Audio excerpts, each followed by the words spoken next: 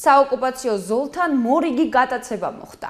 რუსმა სამხედროებმა 70 წლის პენსიონერი დააკავეს. თვითმხილველების ინფორმაციით, უკანონო დაკავება ქართული მხარის მიერ კონტროლირებად ტერიტორიაზე მოხდა. ამ დროისათვის ოჯახს დაკავებულის მდგომარეობის შესახებ ინფორმაცია არ აქვს. დეტალები ნახეთ ნიკა გაბლიშვილის სიუჟეტში.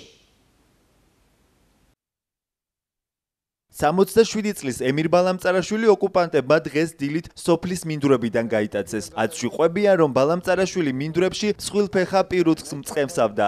ადგილობრივების ინფორმაციით მოხუცებულის დაკავება უკანონოდ მოხდა, რადგან მას პირობითი საზღვარი არ დაურღვევია. იქ ჩვენ ტერიტორიაზეა სანახიროა იქა და იქ იყოფებოდნენ, მიეპარნენ და მანქანით და წაიყვანეს.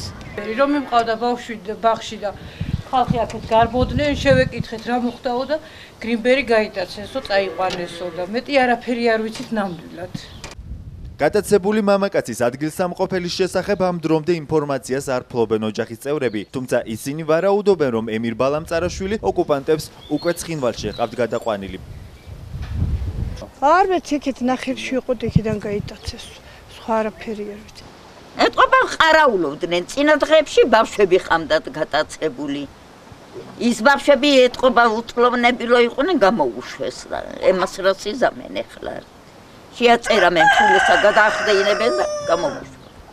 სოფელას ოკუპირებული ზემო არცევი ესაზღვრება, სადაც რუსული სამხედრო ბაზა და ბლოკ-საგუშაგოებია განთავსებული. საოკუპაციო რეჟიმმა აწვდიდან 2 დღის წინ 2 არასრულწლოვანით დააკავა, თუმცა მათი გათავისუფლება 7 საათში მოხდა. არაოფიციალური მონაცემებით ეგრეთ წოდებული მესაზღვრეები ქართველების დაკავების ნაცვლად ცხინვალის დე-ფაქტო ხელისუფლებისაგან გასამსჯელოს იღებენ. აღნიშნული შესახებ თოქ-შოუ კვირის რეალობაში განცხადება გორის მუნიციპალიტეტის გამგებლის მოადგილემ გიორგი წვერავამ გააკეთა.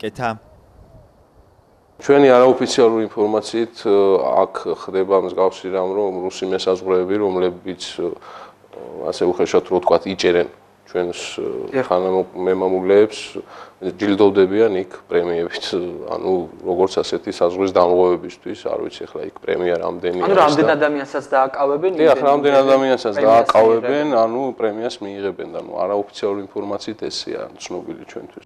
საოკუპაციო რეჟიმის ტყვეობაში ამ დრომდე რჩება სოფელ ქვემოჭალის 2 მკვიდრი, რომლებიც რამოდენიმე დღის წინ შეიარაღებულმა სამხედროებმა სოფელ საკორინთლოდან გაიტაცეს. ორივე მამაკაცი ქართული სამართალდამცველების კონტროლირებად ტერიტორიაზე სოკოს საკრეფლად იმყოფებოდა.